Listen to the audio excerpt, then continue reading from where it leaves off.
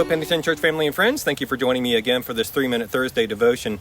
If we haven't been face-to-face in a while, know that I miss seeing you, and I am praying for you every day. In fact, as long as there is still such a thing as sunshine, then I am daily holding you up to the Lord in prayer. I'm praying for you to have true joy, peace, contentment, and wholeness of body, mind, soul, and strength that can only come in the Lord. You are in His hands, and I pray you will rest in Him. Thank you also for the feedback quite a few of you have given me on the past few devotions. I'm really grateful to the Lord that He's used them in such a way, such a wonderful way in your life. All right, so what's on my mind today? Well, lots of things actually. But just 2 days ago here in America, we celebrated the 247th anniversary of our nation's independence. And I was asked by someone a question if it's okay for us as Christians to be patriotic. A very interesting and timely question, I thought. Now, 4 things I want to quickly touch on that hopefully will help guide us as Christians in how we live, where we live. Now, first, there's no biblical prohibition against being patriotic for the place where you're born. It's helpful to remember that God is sovereign over every nation. Psalm 24 begins, "The earth is the Lord's, and everything in it, the world and all who live in it."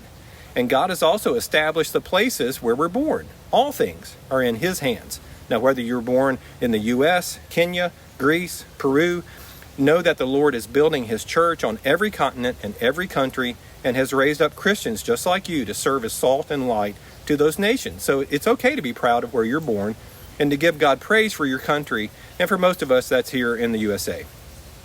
Now second, because all places and nations ultimately have been established by God and belong to Him, we're to be good citizens of the place where God has us. Paul says in Romans 13, "Let every person be subject to the governing authorities, for there is no authority except from God, and those that exist have been instituted by God." So part of our role as Christians is to acknowledge God's authority by acknowledging that He has established the authorities that govern us. Now third, very important, we're to pray for the country where God has us, as well as for our leaders. In Jeremiah 29:7, one thing God told the Israelites when they were in exile in Babylon was to seek the peace and prosperity of the city to which I've carried you into exile. Pray to the Lord for it, because if it prospers, you too will prosper. And Paul told Timothy in 1 Timothy 2, petitions, prayers, intercession, and thanksgiving should be made for all people, for kings and all those in authority, that we may live peaceful and quiet lives in all godliness and holiness. Now fourth, and perhaps most important, is for us as Christians to understand that we're actually citizens of 2 places, the country of our birth or of our adoption if we become citizens of another country, but we're also citizens of the kingdom of heaven. Our ultimate allegiance is with that kingdom.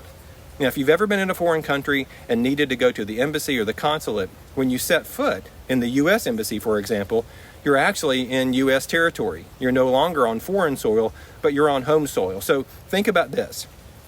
When we gather for worship on a Sunday morning, we are, in a way, no longer on any country's soil, but we're on our true home soil, the soil of the kingdom of heaven, and we are in an outpost, an embassy of that kingdom. So when we worship, we can give thanks to God for the country we live in, but we don't worship any country or nation. We worship Christ, who is the King of all kings and the Lord of all lords, and we worship while standing on the soil of heaven in the presence of our King. So is it okay for Christians to be patriotic? Absolutely. But our citizenship is in the kingdom of heaven, and it also calls us to have pride in our country, but beyond pride is to pray for the welfare and prosperity of where God has us, because our ultimate and forever allegiance is to Christ in the kingdom of heaven.